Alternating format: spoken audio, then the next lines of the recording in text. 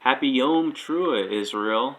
This is the first day of the seventh month, and for those who were out last night and got to witness the lesser light signal the beginning of the month, it was pretty amazing. I know in northern Indiana, the skies were absolutely covered, but during sunset, we saw the skies open up, and actually, Yah gave us a window to be able to actually experience the new moon, which was really quite cool.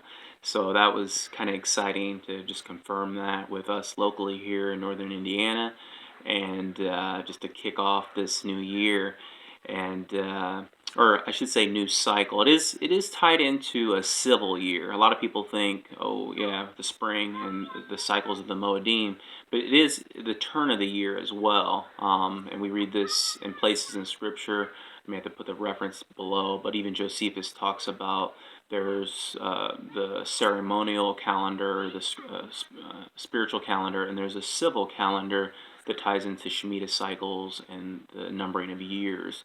Also in Psalm 81, it talks about when blow the shofar at the new moon, at the full moon on the feast days, and this is a testimony. And Yosef, when the burden was lifted off of him, many people haven't connected the idea that actually the burden was lifted off of Yosef on Yom Teruah, tied into the 7 years of plenty, 7 years of famine, which is tied into the Shemitah cycle. So this is a very significant kind of a new cycle that's starting, even though we're beginning the seventh month. And this is an amazing time of year because there's many prophecies, as many of you already know, that are still awaiting full fulfillment. And Yom Teruah is one of the most powerful appointed times in Scripture. Actually, it's not a feast. It's not a hog. Many people say the Feast of Trumpets. It's actually not a feast. A Feast of Sukkot is a feast, but and unleavened bread and a Feast of Weeks. But Yom Teruah is actually a Moedim. It's a little bit different. But what I wanted to bring up is that Messiah.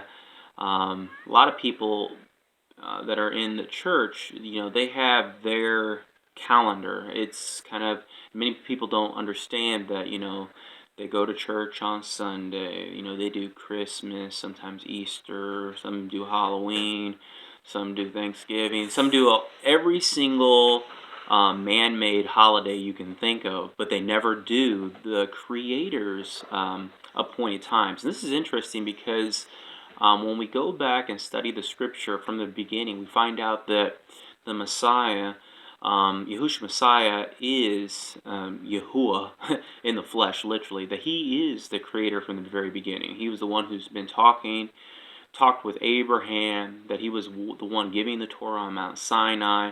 And in Leviticus 23, when He is saying, these are my appointed times, He is referring to, when you realize that is the word of Elohim, that is the one who would come into the world and known as Yahushua Messiah, that they are His feasts. All the feasts of Yah are tied into directly to Messiah. Passover deals directly with Messiah. Unleavened bread, and these pictures, Feast of Weeks, trumpets, Day of Atonement, Sukkot, and Shmini Atzeret, they all show the pattern of His calendar and His plans and purposes. And it's just amazing that I'm excited that many people are waking up and realizing, wow, His ways are so much better than the man-made traditions. And even the Sabbath, the very first one mentioned in Leviticus 23, is an appointed time of Yah, that after every 6 days of work, we have a Sabbath, a rest on the seventh day. And this is a prophecy of the end. But there's been just so many things that have been, man has made their own calendar. And this reminds me a lot about how the children of Israel came out of Egypt, and they wanted to worship Yah their own way. They didn't want to submit to His way of doing things, so they did the golden calf. Later on in Israel's history, we see that they want to switch up His appointed times and do it in the 8th month, at a different time.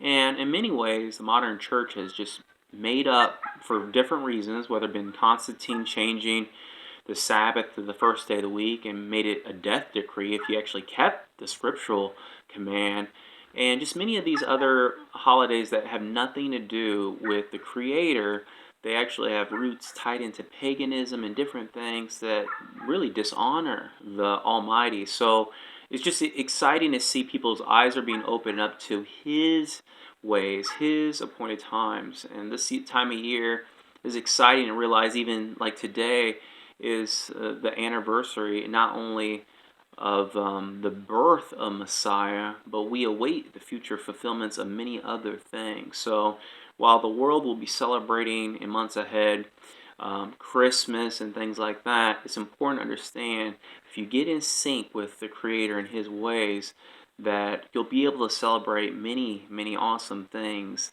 that He has planned from the very, very beginning. Hope you have a happy Yom Teruah and the rest of the fall feast. May Yam open your eyes to more truth. May He bless us and show us wonders from His Torah. Shalom.